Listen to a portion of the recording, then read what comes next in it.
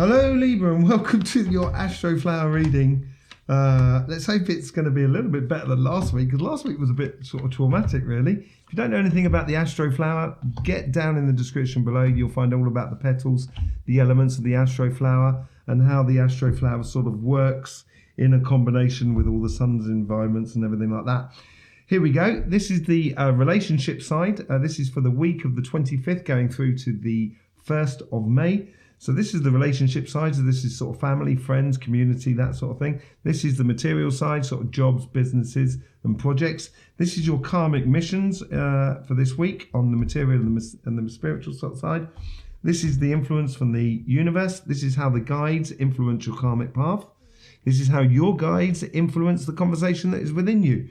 This is how you sort of combine the two sort of sides together. And this is the inner being of yourself. So there was a lot of swords last week and a lot of complications, and you should have been standing almost within your power, being yourself and wielding that sword of judgment so you can find your balance, not getting involved in things that will actually sort of sending you off balance.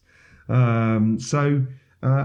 was on both sides. So let's see how it sort of plans out and this sort of thing. On the relationship side, it seems like you've come to a threshold. This is what it seems like this week, this past week. And this week here is now planning for a new future. And it's not procrastination. It's more of a case of crossing the T's and dotting the I's in regards to sort of friends, family and community. The universe there has given you that 5 of Swords, which you didn't actually have last week. The 5 of Swords. You didn't have that last week, sorry. But it's sort of saying to you, some things are not worth winning. And it's sort of saying to you, walk away from things that are actually causing you headaches. That's what it's trying to say to you.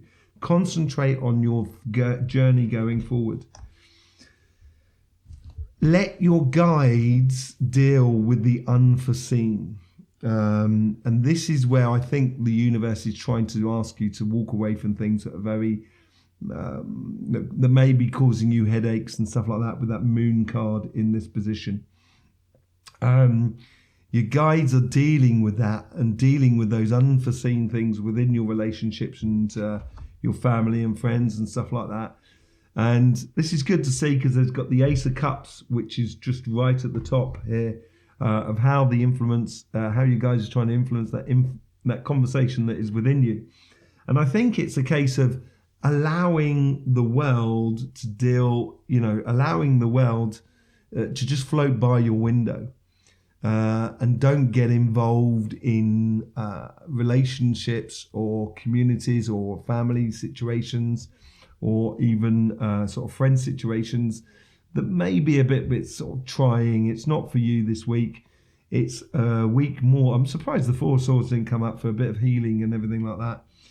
But it's certainly planning that future. And your guides are sort of saying, if you lead with your heart, then you will be able to just go straight ahead forward onto what you're supposed to be doing in regards to your relationships. So I would listen to that inner voice within you. That's sort of saying, life should be fun. Go out there, enjoy it. That's what it should be saying. And you should be expressing that sort of heart side of you. Okay? It'd be interesting to see how it plans out with the material sort of side here. So on the material sort of side, you have a new starting mission. It seems to be, you've got the Hierophant that comes along with it. So the Hierophant is actually, he's learned something, he's learned mastery, and he knows how to get to his happy place, how to get to his dreams, how to focus on his dreams, how to manifest them. And the Ace of Pentacles is all about starting that journey, which you have the resources apparently from last week. You do have those resources that you do need to collect within you. And it's starting that journey. It could be a situation, say like, for example, in a work situation where it didn't go too well last week, but this week is a fresh week. It's a new start. Scrub it, draw a line above it and work from there. That could be its sort of thing. It could well be as well, because that Hierophant thing, That's what I was saying there, because the Hierophant's built upon past knowledge. So it may be starting, not necessarily a brand new journey, but running your business in a slightly different way. So you might have tried something last week that didn't work in your business, or something along those sort of lines. And this week here is now a case of, okay, let's try it in a different way and put it into place according to what we understood the last time around. And the Four of Pentacles, which you have here, I thought that you had that in your reading last week, but no. And your guides are sort of saying to you, sort of like, before you strike out and start spending your money, just be wise and be conservative in a way in how you invest yourself in your time according to your money and your business, and your projects and stuff like that. And that's how it's sort of trying to ask you to concentrate on that one path of getting things sorted. And you've got the Six of Swords. So this time here, the Six of Swords was here. So it seems to have transported from your relationship side to your physical sort of side. And this is where your guides are sort of saying, don't worry about it. We've got your back in the material world. It might be a little bit dicey in regards to your job or your business and stuff like that. But you seem to have sort of like help getting you from one side to the other.